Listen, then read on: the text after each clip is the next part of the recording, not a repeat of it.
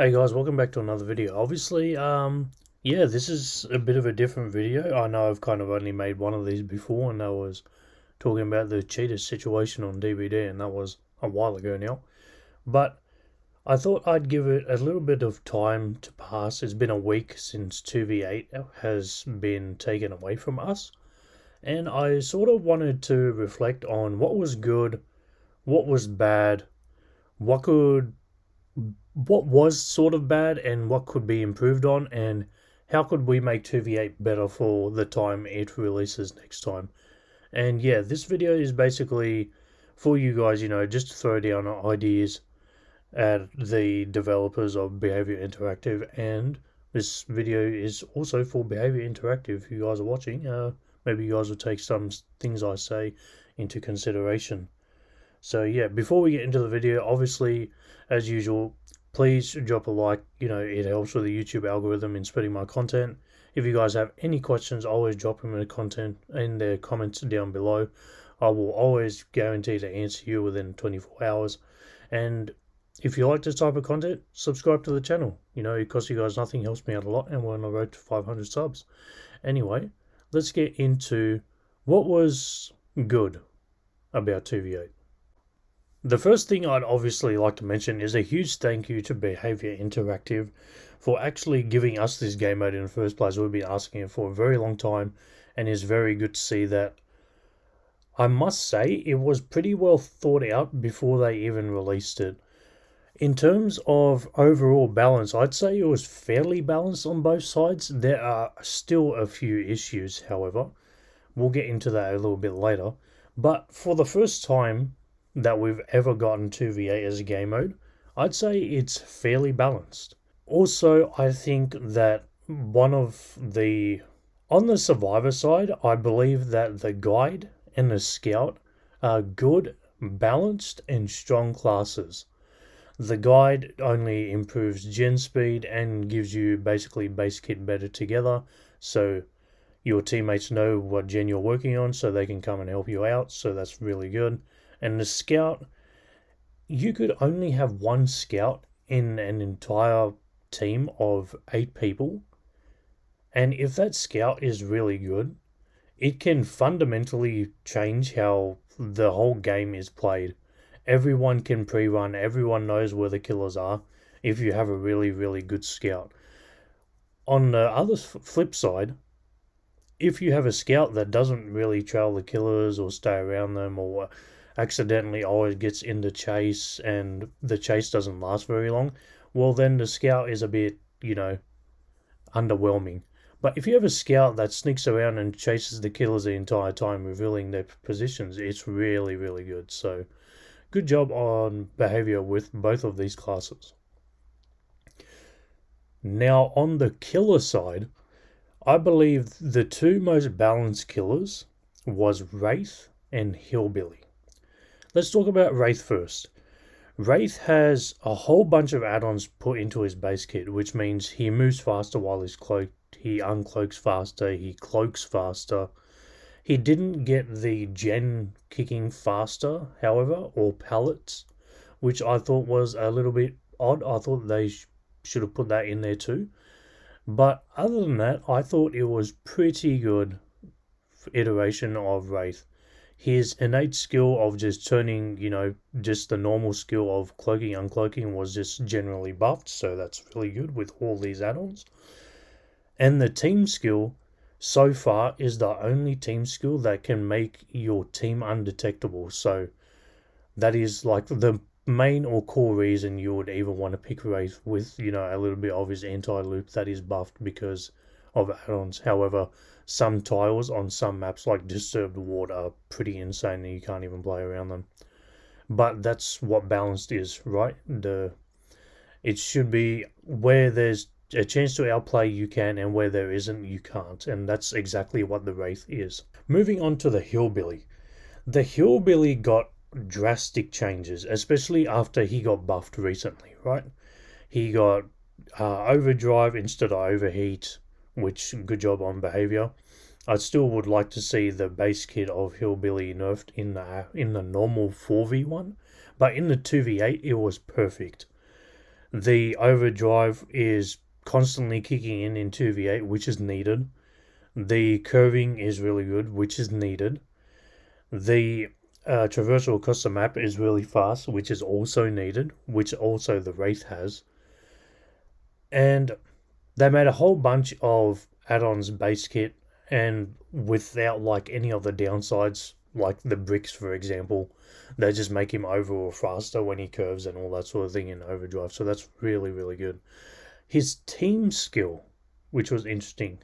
It was interesting that they reworked the hillbilly in this specifically, just so the sword doesn't insta down. I think that was a good choice because it gives you the opportunity, as I said, is balanced to outplay people where you should be able to, or where you like have the opportunity to, and you have no chance at like really strong loops where you should just break the pallet and move on, continue chase, or leave chase and chase someone else. So, like I said, Wraith and Hillbilly really balanced. Hillbilly's team skill is really, really interesting. Basically, when you fly past a survivor with your chainsaw and you keep the chainsaw going, for as long as you keep the sprint going, the survivor can be insta-downed by your teammate. This might sound insane, but I'm sure most of you that have played 2v8 would consider this really balanced because Hillbilly has to keep the chainsaw going, first of all, which on some maps is ridiculously hard to do. Sometimes it's not even possible, like on Mother's Dwelling, for example.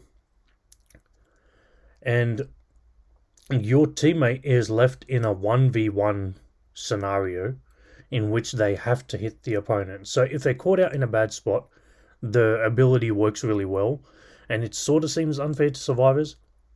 But when you have both killers working together in one spot, considering how big all of the maps are, I think the team skill for Hillbilly exposing survivors when he does drive-bys within a certain distance of survivors is really, really good.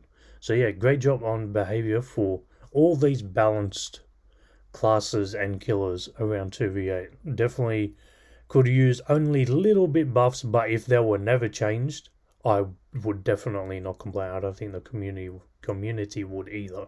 Now let's talk about the obvious, which is killer queue times need fixing, and unfortunately, I don't have a suggestion for behavior to fix this. I have no idea how they're going to fix this. I would assume that the easiest way would be to add bots to survivor lobbies, which would be a killer waits for at least 10 minutes, and then if they can't find another, survivor to fill out the lobby, I say bots would fill out the rest of the lobby as long as there's 4 survivors on the actual team, like 4 real survivors, and then you could just fill it in with 4 bots at least. But there's a wait time of at least 10 minutes, which in my opinion isn't too bad. Now, I know there is also another problem in the game mode at the moment, which is Huntress is getting picked every goddamn game. I'm sure if you guys have played Survivor 2v8, 99% of your games was Huntress and Nurse, or Huntress and Billy, or Huntress and Wraith, or Huntress and Trey. It was Huntress with guess who the other killer is, basically. And it was extremely rare when she didn't get picked. My suggestion with this is the community just needs to be a little patient. Just give it a little time. The Huntress syndrome will go away. It will. And it will go away when they add new killers to 2v8. When there's more variety in 2v8, I guarantee you the Huntress pick rate will definitely go down. So we just need to be a little bit patient with that and just hope that behavior adds multiple killers at a time to 2v8, which I'm hoping is the case, at least 2 to 4 at least, but that would be really, really nice. Okay, so let's talk about some nerfs in the game mode. Now, I know the game mode is extremely fresh, but I'm sure if you've played survivor or killer you have realized, or if you have played a fair bit of it, let's be honest, you are realizing that some killers are a lot better than others, and some classes are a lot better than others also. So let's talk about it from the survivor side first, and then we'll get into the killers. So, Huntress. I know there's a whole Huntress syndrome, everyone's picking Huntress every game, but that's not what I'm here to talk about. I'm here to talk about her actual power.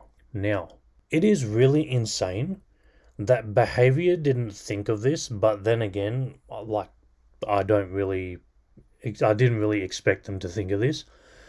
If you don't know, Huntress in the normal 1v4 game has a buff, basically, where if she hits you with a hatchet, she recovers much faster than hitting you normally.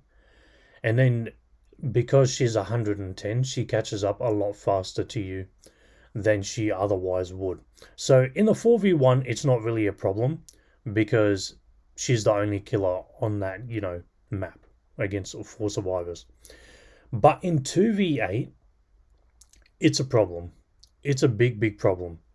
The fact that you can play the Huntress as a sentry, basically. Now, I know this is a little bit to do with the map design and all that sort of thing, but I'm specifically talking about the cooldown she gets after hitting a hatchet.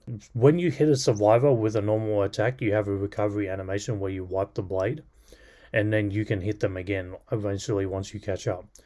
With the hatchet, she literally throws the hatchet, the cooldown is basically halved, and then she catches up really quickly and then downs you. Or she doesn't try to catch up and then she throws another hatchet, right? Just because it's Huntress things. This needs to be looked at, and I think it needs to be tested. The easiest solution to this is obviously just get rid of the hatchet cooldown. That halves the cooldown of a recovery animation. But I could see a case that Huntress would be too slow then, which I don't mind, but you have to remember this is the only killer in the entire game who doesn't have to be near a survivor and can literally down somebody from across the map. And because it's 2v8, your teammate can go and send them to a cage. So you have to also keep that in mind. I just feel like the shorter cooldown after hitting a hatchet is not necessary in 2v8. I think it should be taken away. However, I am willing to put it in a PTB, for example, or the next iteration of 2v8, and then we give further feedback okay, it's too much, maybe it should be a little bit less than half or something like that. Also, another thing, this is just a general Huntress thing in general. Please fix the hatchet hitboxes. Oh my god, I've seen some ridiculous hits in this game mode with Huntress. I don't know if it's a ping issue. I don't know if the Huntress hitbox hatchets are just whack. I don't know if Survivor hitboxes is whack. I just don't understand. The Huntress can shoot a hatchet on the other side of your actual screen and somehow you're still getting hit in this game mode. I don't know. It's really, really insane. I hope to God Behavior fixes this in the normal game as well, because it also happens there, but it's been even more prevalent in 2v8. Now let's move on to Nurse. Now, this is a big debate. Nurse is the only killer in this game that is extremely selfish in 2v8. Her innate skill obviously buffs herself, which every killer innate skill does. And then her team skill actually only buffs herself. And when you play Nurse in 2v8, the Nurse is basically like the MVP of your team, right? So, if you were on a basketball team, the Nurse would be Stephen Curry, that's basically how it is. In my opinion, I would get rid of the 30% lunge after every blink. Really think this should be removed. If you're playing Nurse, let's be honest, it's mostly with a Huntress if you're actually having a, actual real life teammate helping you out. you get war hacks. Huntress hits somebody with a hatchet and you get war hacks. Like, why does the nurse need to be babyfied even more for everyone? I just don't understand. I get the whole argument of nurse is really hard to learn and this and that, but bro, if you play nurse for at least, I guarantee you, at least maximum 10 games in a row, you will pick up her power no problem. It's not that difficult to learn, especially if you know about the fundamentals of Dead by Daylight. You realize that the nurse just breaks all of them. And once you learn her, in probably those 10 games, it's really, really easy to just get downs. And look, I don't mind the nurse's team skill being selfish. I think there will be future killers that are really strong that will also have selfish team skills, like Blight, for example, maybe even Plague. Definitely the Spirit will have one for sure.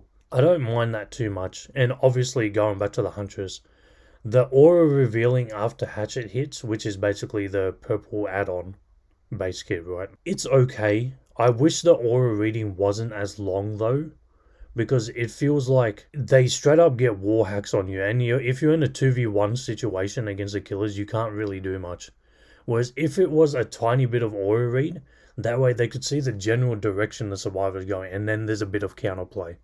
So yeah, that would be the changes I would make to like the little bit of aura reading that's base kit on the Huntress hatchets in 2v8. And last but not least, let's talk about it from the killer's side. Escapist class is so insane. Oh my god, this class is a nightmare. First of all, it's the only class in the 2v8 game mode as of right now that gives you an exhaustion perk, which, let's be honest, is the best exhaustion perk in the game, is Sprint Burst as part of the Escapist class. Not only this, you have a faster cooldown on your exhaustion.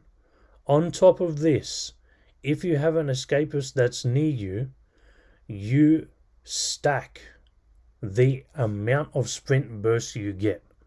Now, I'm not sure about the specific numbers, but I know I've literally played against this.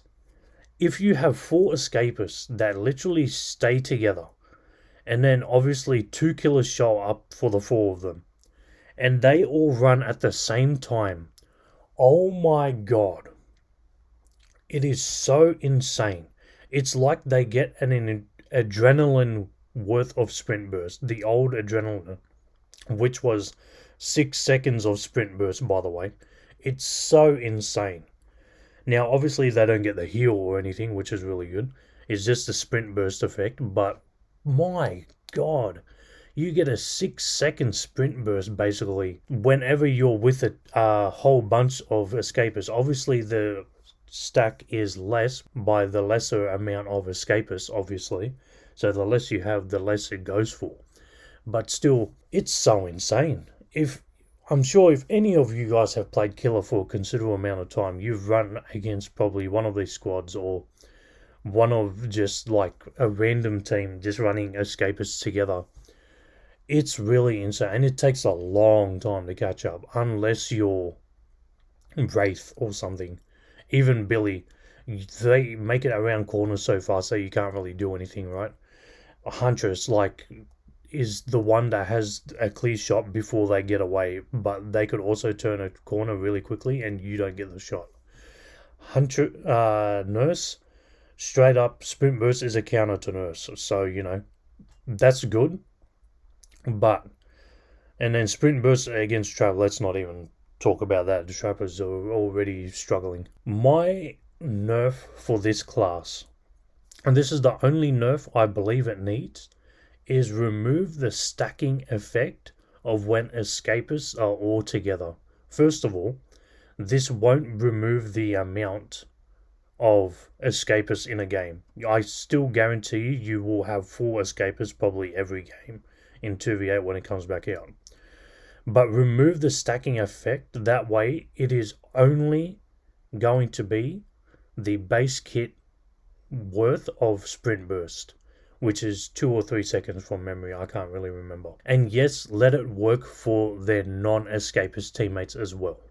that would be really, really good. The fact that you can stack them together is really stupid in the first iteration, and I think by the time 2v8 comes out next time, the stacking effect of the sprint burst on all the escapers should just go, and it should just be one time for the sprint burst every single time. Now I have some suggested buffs to the killer side first, and the only killer that needs a buff is Trapper, and in my opinion he is the weakest character in 2v8 so far. And while he is okay, let's be honest, there's a lot of things that end up counteracting him and his power anyway, as it is in the game currently. So I was thinking, if we added these add-ons that are usually in the 1v4 game into the base kit of 2v8, I think this will dramatically improve the overall effectiveness of Trapper, and that is the iridescent stone and the tension spring. If you don't know, the iridescent stone randomly resets a trap every 30 seconds. So it's not happening all the time, but it does happen intermittently, and the trapper still has to go around resetting traps if multiple of them have been closed by survivors. So that sort of counteracts a little bit of the counterplay from survivors, which, let's be honest, is a huge downside for Trapper. And then the tension spring. When a survivor escapes a trap by themselves, the trap rearms itself after 4 seconds. So a survivor, gets into a trap, and then they scream, they get hit by the trap, and then if they struggle out of it in time and the killers don't get to them in time, the trap reopens itself after the 4 seconds. But the trap will not rearm itself if another survivor helps the trapped survivor escape, or if the killer hits the survivor while they're in the trap, then the trap has to go and reset it. So there's at least a little bit of counterplay for that. Then we move on to the survivor side, where I feel like the only class that is lacking compared to the rest of them is the medic. And my only suggested buff for this is not even to the healing speed or anything like that. It's to have the medic's aura revealed in blue, or it could be yellow as well, but I'd prefer it was a different color to yellow, because yellow is people working on gens, so that's the guide. So if you had the auras in blue, that way people knew when they are injured, they see the medic's aura in blue and they know where to go and get a heal. So that will also be handy. I think that's the only buff medic needs, rather than medics trying to run around the whole map trying to, heal survivors, and the injured survivors don't even realize that the medic is trying to heal them. So yeah, I think a good base kit buff to survivor would be all survivors get a longer bleed out time. At the moment, I'm pretty sure it's either 3 or 4 minutes, I can't really remember, but I would like to make the bleed out time longer to 6 minutes. But because the bleed out timer is going to be longer, all survivors will have unbreakable every single time they get down. They will be able to pick themselves up, but it takes 30 seconds to pick themselves up. So if there's multiple survivors downed or there's multiple survivors in the area and both killers are there, they can slug for at least 15 to 20 seconds and then go back and cage them. Because if you'd had the normal unbreakable time of like 20 seconds or 25 seconds, whatever it is, all the survivors would just pick themselves up, and like the killers would never be able to slug effectively, not because they're BMing. And giving base kit unbreakable to all the survivors gives longer bleed out times overall of 6 minutes, which means slugging for BMing is going to be totally gone. And if the killers decide to slug everybody, well, all the survivors will be able to pick themselves up and do gens. So in terms of time efficiency, that BM of slugging will be gone from the game. Now we move on to overall what I would just like to see more of in this game mode. And I think one that we probably would all agree on is we'd like to see an indoor map, preferably it would be an original map. So the only indoor original map would be added is Larry's Memorial Institute, and then they could just make that 2 or maybe even 3 times bigger. But you have to remember, Larry's Memorial has a very dense count of palette and windows, so maybe only double the amount of space on Larry's would be appropriate. Moving on to survivors, I would like to see some more survivor classes. I'm not going to get into this too much because there are other channels who have just straight up made their own loadouts. I'm not going to do that. But I will say I would just like to see a whole class that puts all the boons together, since totems don't literally do anything in this game mode. And I would like to see some survivor classes around head-ons, around stunning the killer, or maybe wiretap and blast mine together. All that sort of thing would be really, really cool. Obviously, we need more killers, and I think adding base kit hexes to some killers will make it so that the killers have interactions with hexes and the totems. In terms of what killers I would like to see next, I would like to see Hag, Michael, Dr. Clown, but all of these, I don't expect all of these to be in there straight away. I know I've just mentioned 4. I would like to see every iteration of 2v8 at least add a minimum of 2 killers each time. Obviously 4 would be amazing, but 2 minimum each time I think would be more than adequate. That way we have some stuff to deal with every time we load into 2v8 and it's a limited time game mode. And lastly, I just want to add this on each killer. You're going to realize they have an innate skill, a team skill, then there's 2 killer slots in the last 2 slots. I believe that the last slot should be customizable just a little bit. Even if we only had 4 or 5 options for this, I think that would be enough. I think it would be really good if we were able to choose basically the type of aura reading that we wanted to have. So instead of the base kit Nowhere to Hide, which it is now, plus the other effect, you could have every time you cage a survivor, you get barbecue on the other side of the map, for example, you know what I mean? And just make the barbecue minimum distance further. So instead of 32 meters, it would be 42 meters, for example. That way you still have to travel quite a distance just to get to the other side of the map and cause some pressure there.